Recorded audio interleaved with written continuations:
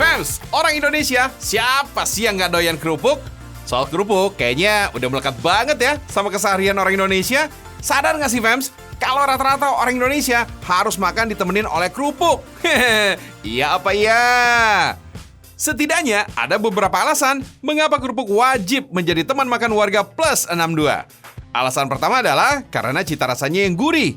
Sensasi menikmati kerupuk renyah memang seakan dibarengi dengan cita rasa yang khas. Rasa gurih ini nih yang bikin ketagihan, fans. Alasan kedua, kerupuk cocok untuk pelengkap jenis makanan apa aja. Coba ingat-ingat lagi, fans. Makanan jenis apapun, dari mulai yang kering hingga yang berkuah, selalu pas jika dilengkapi dengan kerupuk, ya nggak? Ini nih, yang jadi alasan mengapa banyak orang yang nggak pengen melewatkan kerupuk saat menyantap makanan. Kayaknya kalau nggak ada, kurang lengkap dan nikmat gimana gitu, ya? Alasan ketiga, harganya murah meriah. Yoi banget sih ini alasannya. Biar kata murah meriah, orang berbagai kalangan suka kerupuk. Apalagi kalau kaum kos-kosan kayak Joy gini nih. Hehehe. Alasan selanjutnya, mudah ditemukan di mana-mana, fans. Siapapun penggemar kerupuk pasti tidak akan kesulitan menemukan olahan makanan ini.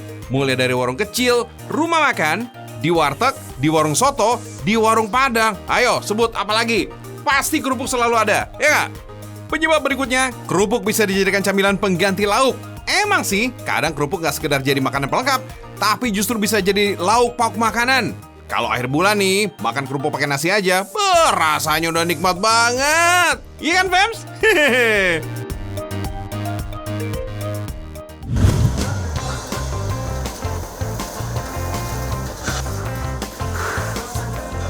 Wah, kerupuk sebanyak ini mau buat apa ya, fams? Bukan ada kondangan kok. Kali ini, Joy mau ngajakin kamu jalan-jalan ke pabrik kerupuk Subur.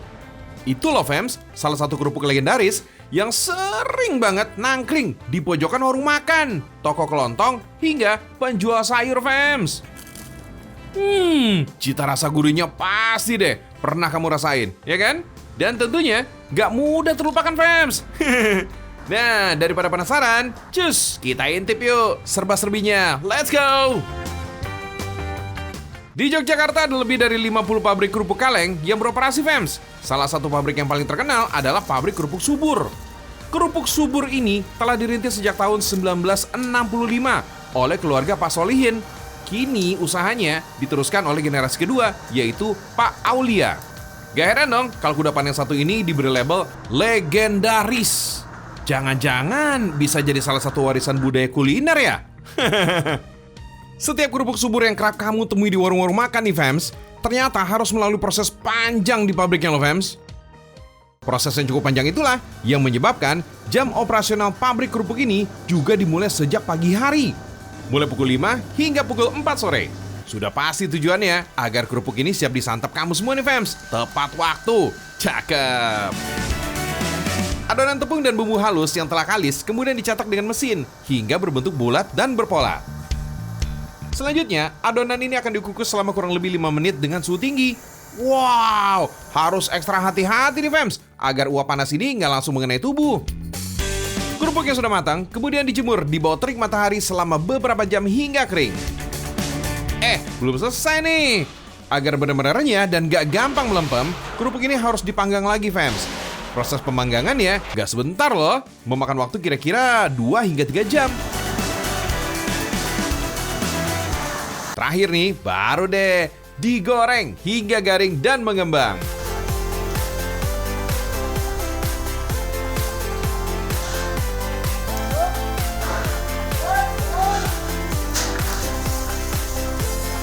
Ulala, seru ya ngegorengnya, fams.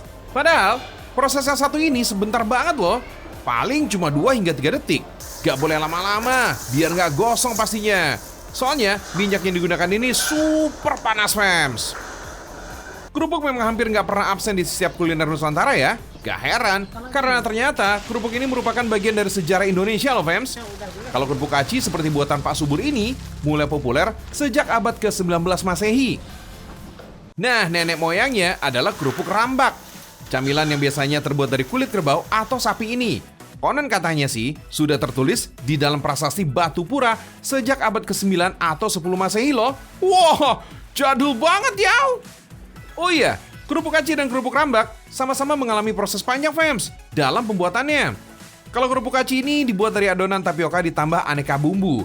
Kalau kerupuk rambak dibuat dari kulit kerbau atau sapi. Awalnya sih keras, tapi setelah diproses jadi keras-keras, crunchy di mulut fams. Kamu, dan kamu, pilih yang mana ya?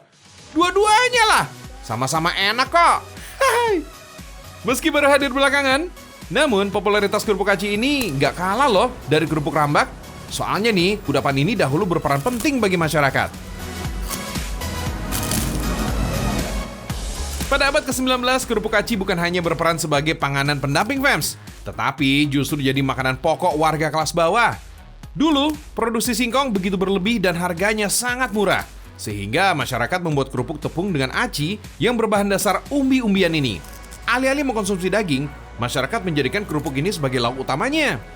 Sementara, karena bahan bakunya dari kulit hewan yang lebih mahal, kerupuk kulit rambak ini hanya dihidangkan sebagai pelengkap makanan untuk kalangan priai. Kini, kerupuk ini memang selalu punya tempat tersendiri di hati masyarakat Indonesia dan mancanegara fams.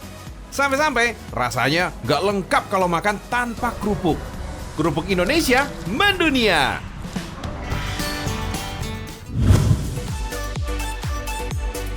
Fams, ternyata kerupuk punya sejarah panjang dengan bangsa Indonesia loh. Kerupuk tercatat pertama kali ada di wilayah Indonesia sekitar abad ke-9 atau ke-10. Saat itu, kerupuk yang berasal dari tanah Jawa tak hanya disukai oleh orang semenanjung Melayu, tetapi juga para penjajah Belanda. Kerupuk pun wajib ada dalam setiap hidangan. Sejarah juga mencatat, fams, muncul pertama kali pengusaha kerupuk bernama Sahidin dan Sukarma, asal Tasikmalaya, Jawa Barat, pada tahun 1930. Pabrik kerupuk sang pengusaha ini berada di Jalan Kopo depan Rumah Sakit Immanuel Bandung. Sejak itulah, pabrik kerupuk mulai banyak. Mungkin ini nih yang jadi cikal bakal orang Bandung dan Tasikmalaya dikenal sebagai pembuat kerupuk. Fams, kalau menjelang hari ulang tahun Republik Indonesia, biasanya digelar berbagai macam lomba. Salah satu yang pasti ada dalam lomba khas 17 Agustus adalah lomba makan kerupuk. Usut punya usut nih, ada beberapa fakta menarik nih soal lomba makan kerupuk ini. Fakta pertama, kerupuk jadi saksi bisu krisis ekonomi dan kesulitan bangsa Indonesia menjelang akhir masa pendudukan Belanda. Akhirnya, kerupuk menjadi penyambung hidup bagi mereka, fams. Menikmati makanan apa adanya, hanya dengan nasi dan kerupuk tanpa kecap maupun garam, sudah jadi hal yang biasa dilakukan pada masa tersebut. Fakta kedua, lomba makan kerupuk muncul tahun 1950-an. Sebab pada periode tahun 1945 hingga 1950, masyarakat Indonesia masih berjuang dalam mempertahankan kemerdekaan. Terlebih kala itu terjadi berbagai agresi militer dan pertempuran di berbagai daerah. Sehingga masyarakat belum sempat merayakan kemerdekaan Indonesia melalui lomba-lomba. Fakta ketiga, kerupuk jadi simbol pengingat masa sulit saat zaman perang. Tujuan diadakannya lomba makan kerupuk tak lain adalah untuk menghibur rakyat Indonesia setelah masa perang berakhir. Heyo, kamu pernah jadi juara satu lomba makan kerupuk nggak nih? Joy pernah dong, sekali tarik, hop!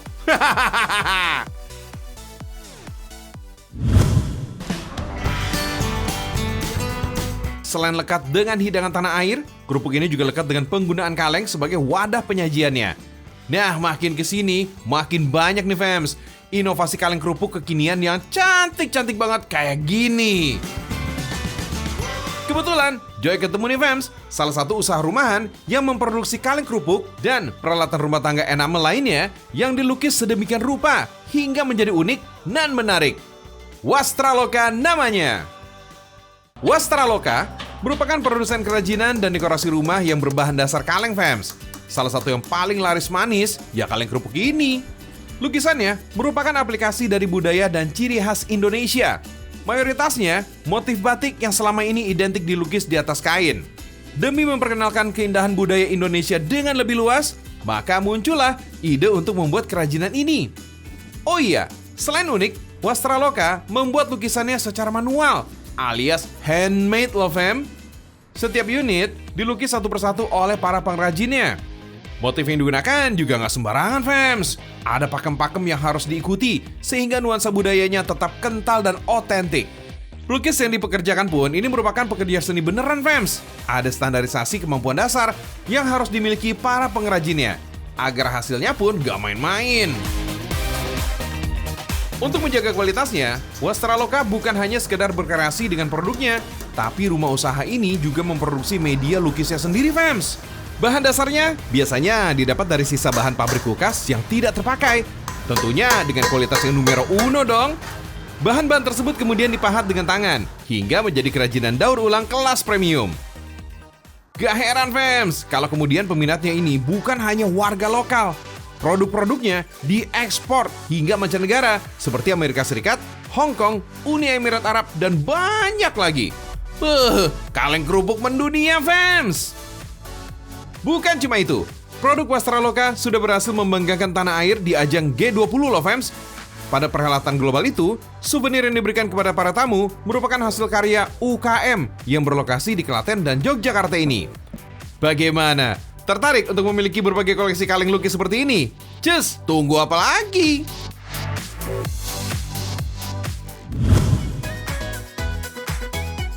Fams, iya sih, terkadang kita kerap tertukar antara kerupuk dengan keripik. Ternyata perbedaannya bukan sekedar pemakaian huruf U dan huruf I aja loh. Ternyata pengertian keduanya berbeda. Kalau berdasarkan riset Direktorat Standarisasi Pangan Olahan Badan POM Indonesia, keripik merupakan pangan olahan yang pada umumnya berbahan baku sayuran dan dilapisi dengan tepung, kemudian digoreng, atau umbi, atau buah yang dipotong tipis-tipis dan digoreng. Sedangkan kerupuk adalah makanan yang dibuat dari adonan tepung dicampur dengan lumatan bahan pangan. Misalnya buah, umbi, sayuran, udang, ikan, dan lain sebagainya. Campuran adonan bahan ini kemudian dikukus, diiris tipis, dikeringkan, kemudian digoreng. Bahan baku pembuatan kerupuk dan keripik ternyata beda, fams. Kalau keripik bahan bakunya ya buah, sayur, udang, atau ikannya langsung.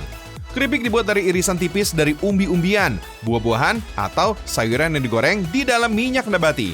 Untuk menghasilkan rasa yang gurih dan renyah, biasanya dicampur dengan adonan tepung dengan tambahan rempah-rempah dan penyedap rasa. Keripik sebagai produk olahan memiliki kandungan air yang rendah, sehingga tahan untuk disimpan dibandingkan dengan menyimpan bahan baku keripik dalam bentuk segar. Sementara itu, bahan utama kerupuk adalah pati tepung. Pati ini dicampurkan bahan yang memiliki aroma seperti udang, ikan, bawang, rasa buah, dan sebagainya, sehingga menjadi adonan. Adonan kerupuk berasal dari campuran pati diantaranya tepung tapioka, terigu, sagu, ubi, dan bahan baku lainnya. Pati ini juga sangat menentukan mengembang atau tidaknya kerupuk pada saat digoreng. Pada proses pengolahan keripik, bahan baku tidak dihancurkan dan dicampur dengan bahan pengisi berpati, seperti proses pengolahan kerupuk. Bahan baku keripik hanya diiris tipis atau dipotong, kemudian langsung digoreng tanpa proses pengeringan atau diberi adonan tepung yang tipis menutupi permukaan bahan sebelum digoreng. Dengan begini, kita masih dapat mengenali bahan baku yang digunakan berdasarkan bentuknya. Perbedaan yang sangat mendasar ini ditandai pula dengan produk akhir dari keripik maupun kerupuk. Keripik merupakan produk olahan yang aroma, rasa, dan tekstur serta tampilannya merepresentasikan bahan bakunya. Sedangkan produk akhir kerupuk dapat dibentuk berdasarkan keinginan si pembuatnya. Kerupuk bisa dibentuk bulat, kotak, pipih, memanjang, spiran, dan sebagainya.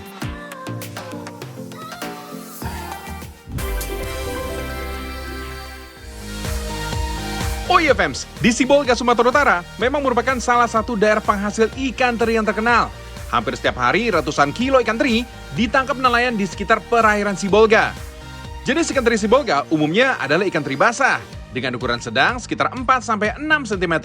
Teksturnya empuk dan rasanya tawar. 1 kilogramnya dijual sekitar Rp80.000. Oh iya, fams, ikan teri Sibolga gak hanya dikirim ke kota Medan loh. Ternyata sebagian ada yang udah dikirim ke Hong Kong dan Cina. Keren ya?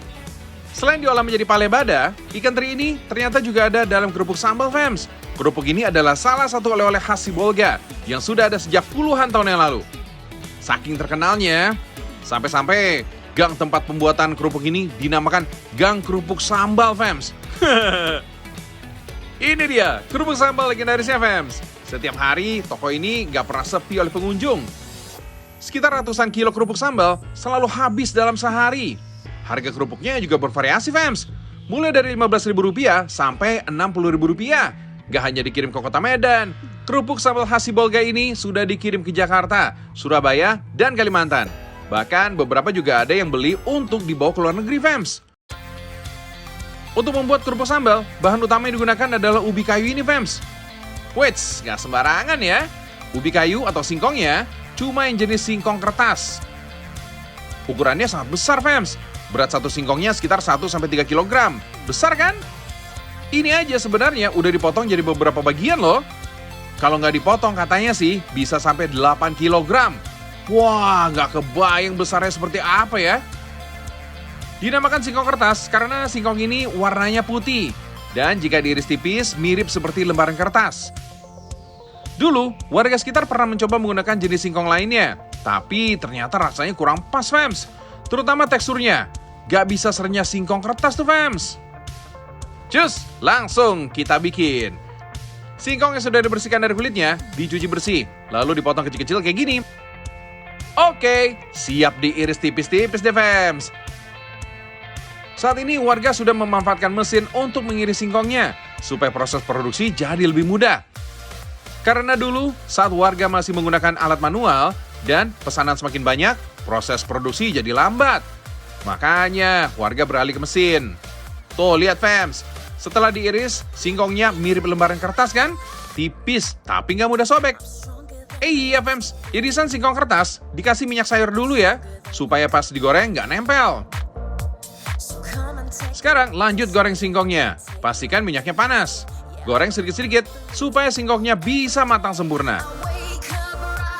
Waktunya bikin bumbu, fams. Haluskan bawang merah, bawang putih, dan cabai merah. Yang banyak ya cabainya, biar keripiknya jadi merah dan mantap pedasnya. Tumis bumbunya, tambahkan gula pasir. Aduk hingga mengental, fams. Nah, kalau sudah seperti ini, tinggal kita masukkan singkong dan teri gorengnya deh. Aduk hingga merata ya. Sip, kerupuk sambalnya udah jadi nih. Walau disebut camilan, kerupuk sambal khas Sibolga ini juga biasa digunakan oleh warga sekitar untuk menjadi lauk pendamping nasi, fams. Rasa kerupuk sambalnya enak banget, ada manis dan gurihnya. Teksturnya renyah, jadi mau dimakan langsung atau dicampur nasi seperti ini juga tetap enak, fams.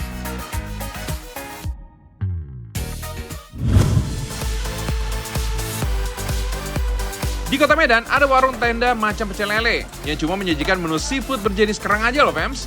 Meskipun sederhana di pinggir jalan, warung yang terletak di Jalan Bambu, Sutomo Ujung, kota Medan ini rasanya bisa diadu, fams. Gak heran kalau pengunjungnya rame terus. Ngomongin soal kerang nih, fams. Padahal salah satu makanan laut ini kaya akan kandungan protein dan omega 3 loh. Bukan cuma bermanfaat bagi kesehatan tubuh aja, kerang dan beberapa temannya itu termasuk makanan terbaik untuk mencegah penuaan dini. Wah, bisa shining, shimmering, splendid deh.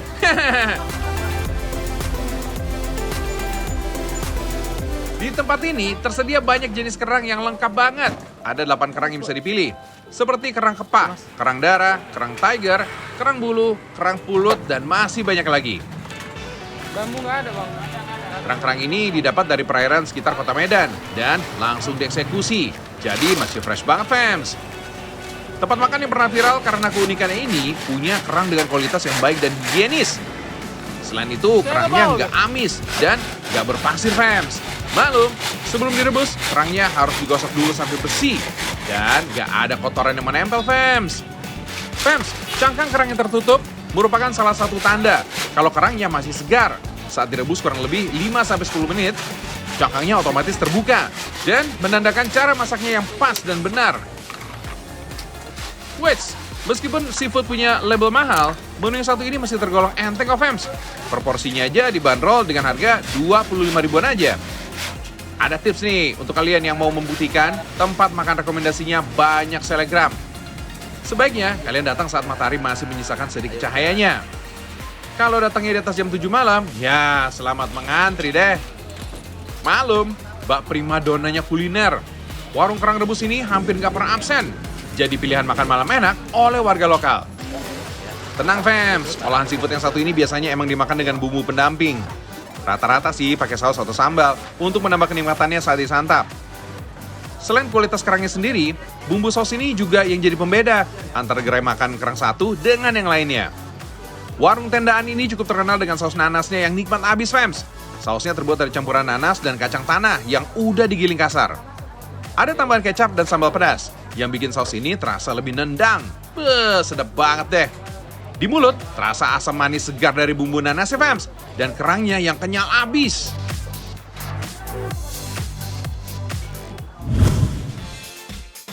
Fams, masakan yang pakai daun jati bukan cuma nasi camblang khas Cirebon aja. Di Sumatera Utara juga ada. Udah kenalan belum sama ikan bakar gurame daun jati yang nikmat? Kalian bisa menemukannya di kota Medan. Jangan remehkan kenikmatannya ya, fams. Daging ikan gurame ini lembut dan gurih, apalagi berpadu dengan bumbu rempah serta aroma khas daun jati. Dijamin, makan nambah nasi lagi deh. Hehehe. Fams, bumbu yang dibutuhkan buat bikin gurame bakar daun jati simple kok. Ada bawang, lengkuas, cabai, daun kemangi, batang serai, daun jeruk, garam, gula pasir, dan ikan guramenya. Halusin semua bumbu ya. Kemudian, letakkan bumbu halus di atas daun jati. Daun jati yang dipakai harus lebar dan segar, supaya mudah membungkusnya. Oh iya, membungkus makanan dengan daun jati punya banyak manfaat loh. Selain menjaga kehangatan makanan, daun jati juga bisa memberikan aroma khas yang bisa meningkatkan nafsu makan. Wow, mantep nih!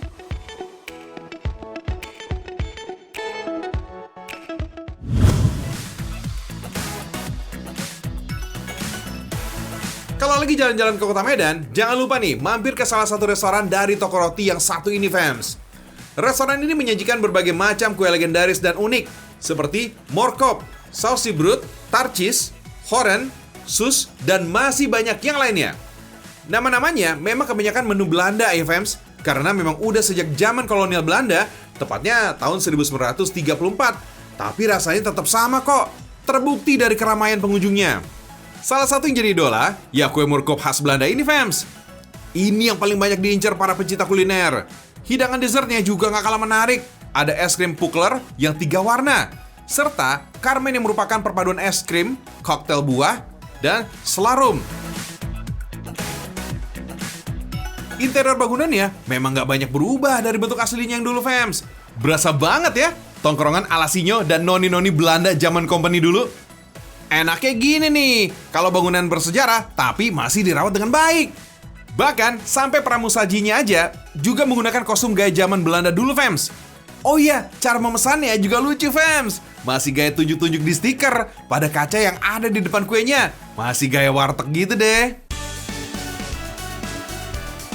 Nah, ini dia nih, fams, jantung dari semua roti dan kue yang ada di restoran ini, yaitu tungku batu yang berukuran 3 x 4 meter. Tungku ini udah ada dari tahun 1934 loh. Pembakarannya juga masih menggunakan kayu bakar. Kayu yang digunakan untuk pembakaran adalah kayu mahoni. Karena kayu ini punya manfaat yang bagus dalam pembakaran, yaitu dapat bertahan cukup lama. Tungkunya sendiri ini terbuat dari batu yang dapat menghantarkan panas lebih tahan lama, fams.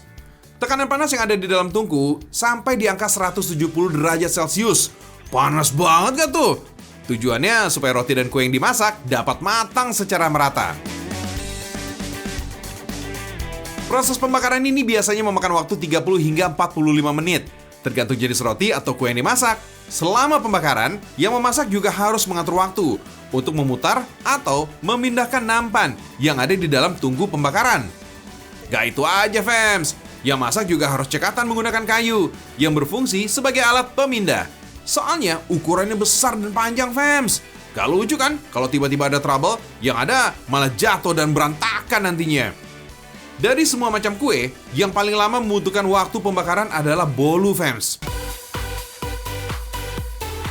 Selain tungku pembakaran, masih ada lagi nih alat produksi yang jadul, tapi masih digunakan sampai saat ini, yaitu mesin tua dari zaman Belanda yang menghasilkan bahan mentah untuk membuat selarum. Dalam bahasa Belanda, selarum ini artinya whipped cream yang terbuat dari susu murni.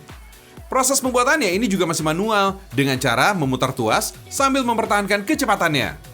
Dengan 10 liter susu, hanya dapat menghasilkan 1 liter selarum.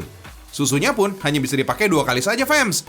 Tujuannya agar si selarum ini tidak terlalu encer. Selarum inilah yang menjadi bahan-bahan es krim khas restoran ini, fams. Semua roti dan kue yang diproduksi tanpa menggunakan bahan pengawet sedikit pun, fams. Memang sih jadi nggak tahan lama, tapi kan malah itu yang bagus untuk kita konsumsi. Oh iya, fams, di restoran ini juga ada makanan beratnya loh. Menunya lebih bermacam-macam lagi. Ada western, oriental, dan menu khas Indonesia pastinya. Tentunya dengan keunikan dan cita rasa yang khas dari restoran ini, fams. Wah, saya kalau kesini bisa kalap nih. Pokoknya harus mesti pintar nahan diri deh, biar nggak nambah berat badannya. Nah, buat kamu yang mau nuntasin penasarannya, langsung aja cus ke Jalan Jenderal Ahmad Yani, Kesawan, Medan, Sumatera Utara.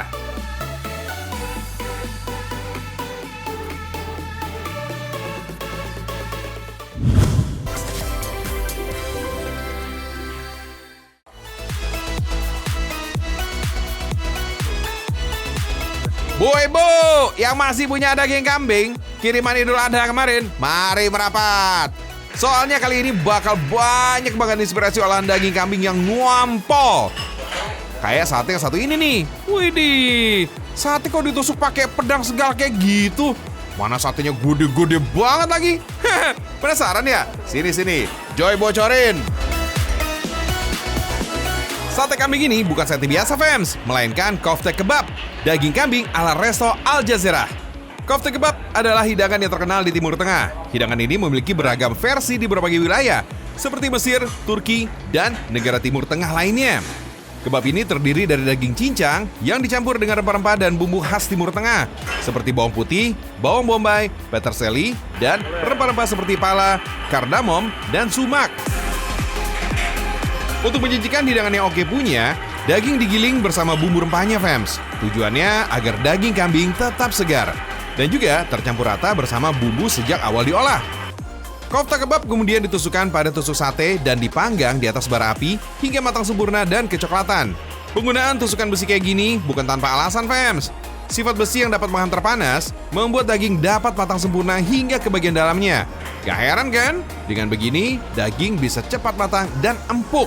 Apalagi kalau sudah digiling dan diadon begini ya. Oh iya, fams, di Indonesia juga ada loh sate yang dipanggang menggunakan tusukan besi kayak gini. Namanya sate kelatak. Kalau yang ini khasnya wong Jogja. Tusukannya terbuat dari jeruji besi sepeda, sehingga saat dibakar akan mengeluarkan bunyi kelatak-kelatak. Mantap! Balik lagi ke Jakarta. Salah satu menu andalan lain dari resto yang berlokasi di Jakarta Pusat ini adalah Idam Musakal nih, fams. Yang ini olahan sup daging kambing muda yang dimasak dengan kuah kental ala gulai, fams. Bedanya, yang ini nggak menggunakan santan, melainkan berbagai macam bumbu rempah dan pasta tomat. Sehingga meskipun kuahnya kental, namun rasanya nggak bakal seberat gulai dan tentunya segar. Oh iya, fams, ada tips nih buat kalian yang ingin mengolah daging kambing, domba, kerbau, ataupun sapi. Catat nih ya. Ketika akan diolah, daging sebaiknya nggak dicuci terlebih dahulu, fams. Soalnya air akan membuat aroma dan rasa daging semakin kuat. Fams, resto Al Jazeera ini emang spesialisnya olahan daging embek, fams. Maklum ya, warga Timur Tengah kan emang favorit banget menyantap olahan daging-dagingan. Tapi hebatnya, masyarakat Timur Tengah nggak mudah terserang penyakit meski seringkali mengkonsumsi daging, fams. Ada rahasianya loh, fams. Masakan Arab biasanya mengandung banyak banget rempah. Nah, kandungan rempah ini punya berbagai macam manfaat buat tubuh kita. Misalnya aja, jintan hitam serta kapulaga. Kedua rempah ini kerap kali dijadikan bumbu untuk olahan masakan Timur Tengah. Jintan hitam mengandung antioksidan yang dapat melindungi kita dari berbagai penyakit kronis seperti diabetes, kanker, jantung, dan obesitas loh. Sedangkan kapulaga bermanfaat untuk mengontrol tekanan darah, anti peradangan, detoksifikasi tubuh, dan banyak lagi. Wih, dengan begini gak perlu khawatir lagi ya mengkonsumsi daging. Oh iya, fams, selain punya segudang manfaat, bumbu rempah kering punya rasa dan aroma yang lebih kuat dan intensif dibandingkan rempah segar, fams. Sehingga penggunaannya bukan saja dapat menghilangkan aroma tak sedap pada daging, namun juga menambahkan cita rasa dan aroma pada masakan. Hasilnya gak usah ditanya. Berbagai hidangan dan sajian dari Al Jazeera ini tentunya juara banget. Dagingnya empuk dan no bad smell, alias aromanya mantap. Harum rempah dan bumbu yang berpadu dengan daging bikin rasanya no kidding. Olahan kambing yang anti mainstream ini pastinya bikin mermelek fams. Rasanya segar dan nikmat.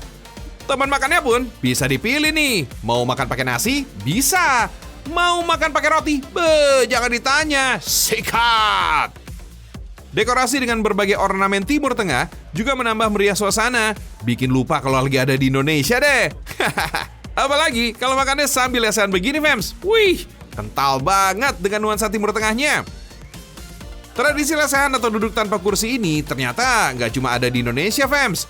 Masyarakat Timur Tengah juga punya tradisi semacam ini. Lesehan ini dalam adat tertentu dinamakan sufrah, fams. Sufrah merupakan alas tikar untuk duduk dan menyajikan makanan, fams. Oh iya, fams, jangan kaget juga ya dengan porsi makanan yang jumbo-jumbo kayak gini. Soalnya ini merupakan tradisi masyarakat Timur Tengah, di mana masyarakatnya senang makan sambil berkumpul beramai-ramai bersama keluarga dan kolega. Tradisi mengundang makan ini disebut Tofatalo. Makanya fams, jangan sia-siakan ya jika kamu diundang makan oleh kerabat yang berlatar belakang Timur Tengah. Kalau belum puas dengan santapan utama, lanjut, rasakan juga nikmatnya hidangan penutup ala Al Jazeera. Ada berbagai macam sajian lazis, baik snack asin atau manis. Tinggal pilih, tapi yang nggak boleh kalian lewatkan, jelas minumannya ini nih fams. Beragam kopi dan teh khas Timur Tengah jelas harus disisipkan sebelum meninggalkan resto yang satu ini. Teh dan kopi dengan aroma dan cita rasa rempah yang kuat dijamin bakal menghangatkan hari kalian. So, gimana fams? Sudah dapat inspirasi olahan kuliner khas Timur Tengah? Biar makin afdol sih, langsung aja icip-icip di Al Jazeera Lounge.